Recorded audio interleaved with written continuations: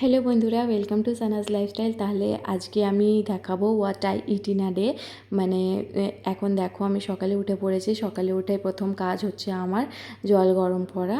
মানে সকালে আমি জলটা এক গ্লাস জল খেয়ে নিই, তাহলে মানে পুরো দিনটা ফ্রেশ ফিল হয় আমার। তাই জন্য আমি সব সময় তো জল খাওয়া হয় না, এই জন্য সকালে উঠেই আমি ফার্স্টে জল খেয়ে নিই। জল খেতে খেতে আমি চা বসিয়ে দিয়েছিলাম। চাটা মানে আমার হাজব্যান্ডেরও, আমার যেমনি জল না খেলে দিন শুরু হয় না, তেমনি আমার হাজব্যান্ডেরও চা না খেলে দিন শুরু হয় না। তাই জন্য ওর জন্য আমি চা করে নিয়ে গেছিলাম, চাটা ওকে দিয়ে দিয়েছিলাম। চাটা দেওয়ার পর জল খেতে খেতে যত কাজকর্ম হয় সবটাই আমি করে নিই। করে নেওয়ার পর তারপরে আমি জলখাবার বানিয়েছিলাম, মানে আমার জন্যই বানিয়েছিলাম। আমার হাজব্যান্ড এতক্ষণে বেরিয়েও গেছিলো, তখন আমি খাবারটা খেয়ে এবার আমি লাঞ্চটা করে নিয়েছিলাম। লাঞ্চে আমি কুমড়ো ফুলের বড়া করেছিলাম, আর মাংস করেছিলাম, আর ডাল করেছিলাম। তারপর ওইটা খেয়ে নিয়ে আবার সন্ধ্যের সময় একটু চা খাচ্ছিলাম। চা খেতে খেতে আমার হাজব্যান্ড চলে এসেছিলো। ও বললো চলো বেরোবো কোথাও।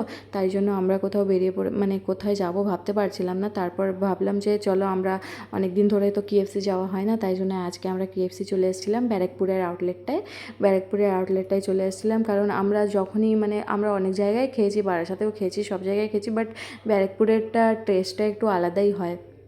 এই জন্যে আমরা ব্যারাকপুরের কেএফসিটাই মানে সবসময় খাই আর কি। তারপরে এখানটায় খাওয়া দাওয়া হয়ে গেছিলো, মানে রাতের ডিনারটাই এটাই। মানে আমরা রাতে আর কিছু খেতে পারিনি এটা খেয়ে, তারপরে খেয়ে নিয়েছিলাম কেএফসিতে। তারপরে এখান থেকে আমরা চলে গেছিলাম, যেহেতু ব্যারাকপুরে অনেক দিন পর এসেছি, এই জন্য ভাবলাম যে ব্যারাকপুরটা একটু এক্সপ্লোর করে নিই। মানে অনেক দিন পর আসা হয়েছে, একটু এক্সপ্লোর করছিলাম। করতে করতে ভাবলাম যে না, এখান থেকে চলো আইসক্রিম খেয়ে আসে গিয়ে। এবার এখান থেকে আমরা চলে গেছিলাম সোজা একটা আইসক্রিমের দোকানে। মানে আইসক্রিমের দোকানটা খুবই চেনাশোনা, মানে যখনই আগে তো ঘন ঘনই আসা হতো এখানটায়, এই জন্য এই আইসক্রিমগুলো খেতাম আগে। এই জন্য ভাবলাম যে এখান থেকে আইসক্রিমটা খেয়ে নিই। এবার আইসক্রিমটা খাওয়া দাওয়ার পর আমরা কিন্তু বাড়ির জন্য বেরিয়ে গেছিলাম।